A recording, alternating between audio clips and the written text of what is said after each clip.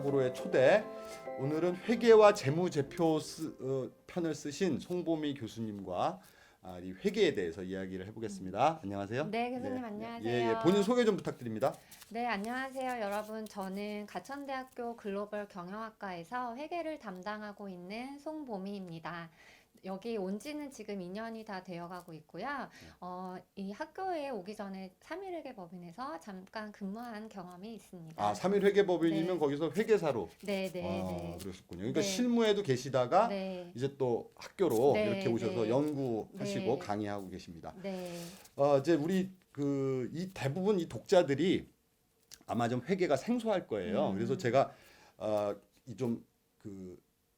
이 회계를 전혀 모르는 학생들도 네. 좀 알 수 있게 굉장히 쉽고 네. 재밌게 이렇게 이제 네. 챕터를 쓰셨는데 네, 네. 그 챕터 내용을 좀 간단히 요약을 좀 해주시면 네, 감사하겠습니다. 일단 그 책 제목이 저희 챕터 제목이 회계와 재무제표입니다. 그래서 일단 회계의 정의, 개념을 먼저 다뤘고요. 그리고 회계의 분야, 그리고 회계의 이제 구성 요소인 재무제표에 대해서 또 자세히 설명을 했습니다. 그리고 부가적으로 손익 분기점과 관련된 설명을 제가 제시를 했습니다. 네. 네, 그래서 여러분들이 이 챕터를 통해서 회계가 무엇인지, 그리고 회계가 어떤 분야에서 활용이 되고 있는지, 그리고 회계 기준을 통해 산출되는 재무제표가 또 어떤 방식으로 보고가 되고 있고, 또 실제 어떻게 활용할 수 있는지를 확인하실 수 있을 것입니다. 네, 네. 네. 회계라는 게 뭐 정의를 하면 어떤 거죠? 네, 간단히 설명을 드리면 네. 회계는 기업의 경영 활동을 숫자로 보여주는 학문이라고 할 수가 있겠습니다. 네, 네. 좀 더 구체적으로 설명을 드리면 기업이 영업 활동을 하다 보면 또 네. 경영 활동을 하다 보면 여러 가지 경제적 거래가 발생을 합니다. 네. 이러한 거래 중에서 회계 거래 정의에 부합되는 거래들을 뽑아내서 이를 화폐 단위로 측정하고 또 이를 어떠한 일정한 형식이나 일정하지 않은 형식의 포맷에 정보를 담아서 관련된 정보 이용자에게 제공하는 일련의 과정 또는 정보 시스템이 회계라고 할 수 있겠습니다. 네, 네. 모든 거래 중에서 숫자화할 수 있는 거래, 네, 네. 그런 것을 뽑아서 네. 정해진 형식과 정해지지 않은 형식 네. 이렇게 말씀하셨는데 네. 그거가 뭐가 정해져 있고 뭐가 정해지지 않은 거예요? 그래서 제가 좀 디테일하게 설명을 드렸는데요. 네. 일단 그 회계를 이해를 하시기 위해서는 그 정보 이용자 또는 이해관계자에 대한 이해가 필요합니다. 정보 이용자요? 네, 기업을 둘러싼 이제 이해관계자들 또는 네. 기업에 대한 정보를 요구하는 정보 이용자들이 이 네. 사회에 존재를 하고 있는데요. 그래요? 누가 그런 정보를 달라 그러죠? 네, 일단 이 정보 이용자는 크게 외부 정보 이용자와 내부 정보 이용자로 구분을 할 수 있고요. 네. 기업의 외부에 존재하는 분들이 보통 외부 정보 이용자로 불리고 네. 기업의 내부에 존재하는 분들이 이제 내부 정보 이용자로 불리웁니다. 네. 아무래도 기업의 재무 정보나 회계 정보가 외부 정보 이용자들에게 전달될 때는 그냥 임의로 회사가 자기네 경영 실적을 작성을 해서 보고를 할 수가 없습니다. 그래서 일정한 회계 기준에 따라서 정기적으로 공시를 하게끔 이렇게 규정이 되어 있어요. 네, 네. 반면에 내부 정보 이용자들에게 제공되는 회계는 네. 기업 자체적으로 필요시마다 경영 의사 결정을 할 수 있도록 정보가 마련이 되어야 하므로 비정기적으로 보고가 될 수 있는 회계를 사용하고 있고요. 또한 이 비정기적으로 보고를 할 때 본인들의 입맛에 맞는 기업의 형편에 맞는 그 형식을 각자 만들어서 회계 정보를 사용한다라고 보시면 되겠습니다. 그렇군요. 네. 그러면 이제 외부 정보 이용자들이라는 사람들은 이제 일반인들을 얘기하는 건가요? 네, 뭐 또 정부 당국 뭐 이런 사람들이 되는 건가요? 맞습니다. 외부 정보 이용자들은 보통 크게 투자자, 주식 투자자, 채권 투자자, 그리고 역시 아까 말씀드렸듯이 정부기관, 뭐 금융당국, 그렇죠. 감독당국 이런 정부기관도 포함이 되고요. 또 소비자도 포함이 되고 뭐 금융기관, 기업에게 돈을 빌려주는 금융기관 등이 포함된다라고 할 수 그러니까 있겠습니다. 내부의 임직원이 아닌 모든 사람들이 이제 외부. 되고 네. 잠재주 투자자는 사실 누구라도 투자자가 될 수 그럼요, 있으니까 그럼요. 예, 모든 사람 이렇게 네. 보면 되겠네. 네, 네네. 네, 네. 그 이제 외부 정보 이용자들한테 제공을 할 때는 형식이 정해져 있습니까? 네, 그 형식이 정해져 있는데요. 네. 이 보고서가 바로 재무제표입니다. 아, 그래서 네. 여러분들이 재무제표를 이해를 하실 수가 있어야 돼요. 왜냐하면 우리는 보통 외부 정보 이용자로서 사회에 존재를 하기 때문에 네. 본인이 속해 있는 기업이 아니고서야 다 외부 정보 이용자로 그쵸. 불릴 수 네네. 있고 분류가 되잖아요. 그래서 다른 기업, 관심 있는 기업의 경영 실적을 확인하기 위해서는 재무제표를 활용을 해야 되는데 이때 재무제표를 이해를 하지 못한다면 네. 그 정보를 본인이 취득을 할 수가 없게 됩니다. 네. 따라서 재무제표에 대한 설명을 제가 또 이 챕터에 제시를 하고 있습니다. 네네. 그 재무제표를 잘 이해를 하는 것이 결국은 자기가 관심 있는 기업에 대한 어떤 경영 상황이라든지 네. 실적이라든지 이런 네. 것들을 이해할 수 있는 그런 정보를 네. 제공해 준다는 네, 거죠. 네, 네. 그리고 이제 아까 내부 정보 이용자들에 대해서는 어떤 형태가 딱 정해져 있는 게 아니고 네, 네. 내부 정보 이용자 이제 임직원들, 네, 맞습니다. 네네. 그리고 또 경영자. 경영 의사 결정자들. 네, 네, 아, 네. 그러니까 그건 그냥 내부에서 보기 좋게 이렇게 만들면 네, 되는 네, 거군요. 네. 아, 그리고 공개도 되지 않기 때문에 네. 어떠한 형태로서 보고가 되는지 각 네. 기업별로 저희 외부 정보 이용자들이 파악을 할 수는 없습니다. 네. 그럼 재무제표라고 흔히 네. 얘기하는 거는 외부 정보 이용자에 대한 네. 것만 재무제표라고 네, 합니까? 네, 네, 네. 아, 그렇군요. 네.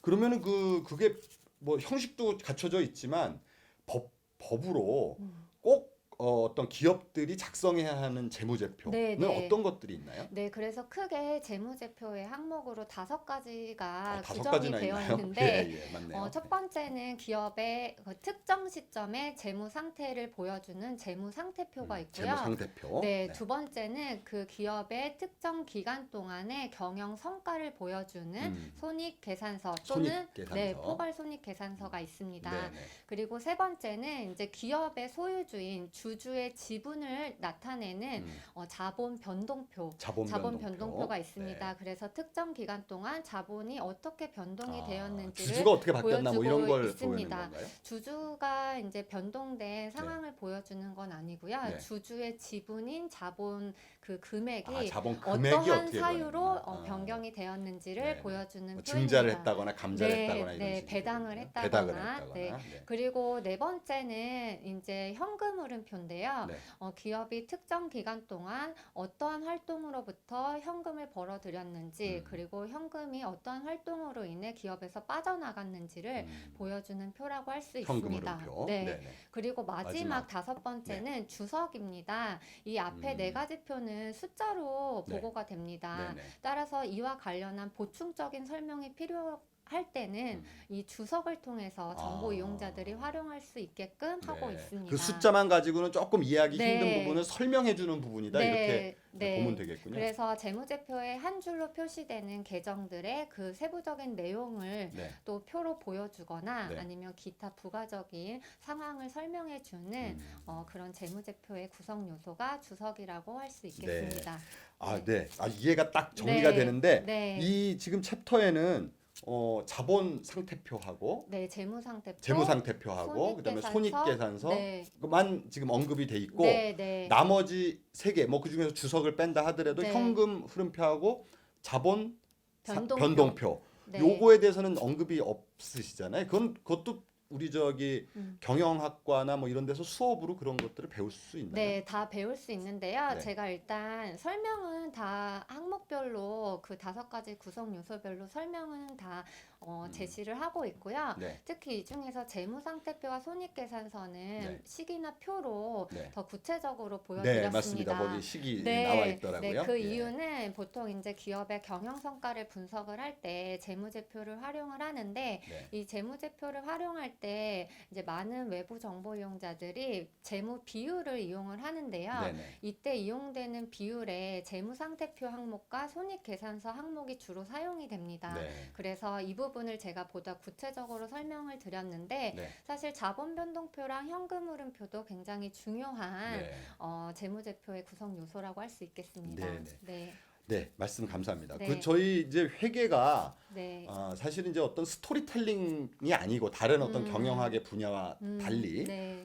이제 주로 숫자로만 막 돼 있어가지고 네. 경영학과 처음에 들어오는 특히 1학년 학생들이 네. 회계를 보고서 막 와, 이런 걸 왜 배워야 되나 이렇게 좀 의문을 갖거나 굉장히 힘들어하는 네. 학생들이 있는데 네. 그런 학생들을 대상 좀 네. 상대로 네. 회계학을 왜 배워야 되는가? 네. 요걸 좀 간단하게 말씀하신다면 네, 어떻게 아까 설명드렸듯이 회계는 기업의 경영 활동을 숫자로 보여주는 분야입니다. 네.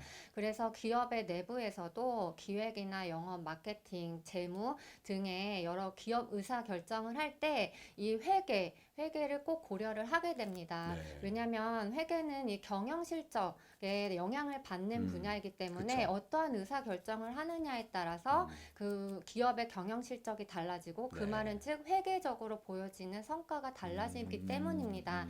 그래서 기업 내부에서 일하시는 분들도 이 회계에 대해서 기본적으로 이해를 하고 계셔야 네. 경영 의사 결정을 보다 합리적으로 하실 수가 있고요. 네. 그리고 외부 정보 이용자 입장에서도 이 회계를 이해를 하셔야지만 네. 뭐 내가 투자자로서의 음. 어떤 경제적 의사 결정을 할 때 네. 그리고 내가 정부기관에서 뭐 예를 들어서 감독 역할을 맡아서 활동을 할 때도 네. 보다 좀 정확한 그 결과를 산출하는 활동을 할 수가 있습니다. 네. 그래서 회계가 보통 이제 사회적 기능으로 대표적으로 언급을 되는 게 사회에 자원이 있지 않습니까? 네네. 경제적 자원이 효율적으로 배분되게 하는데 많은 기여를 한다. 네. 그리고 경영자가 경영을 제대로 했는지 평가할 때도 활용이 되고 또 투자자 입장에서는 내가 빌려준 돈을 이 기업으로부터 상환을 받을 수 있는지 평가를 하는 요소로도 이 회계가 활용이 됩니다. 그래서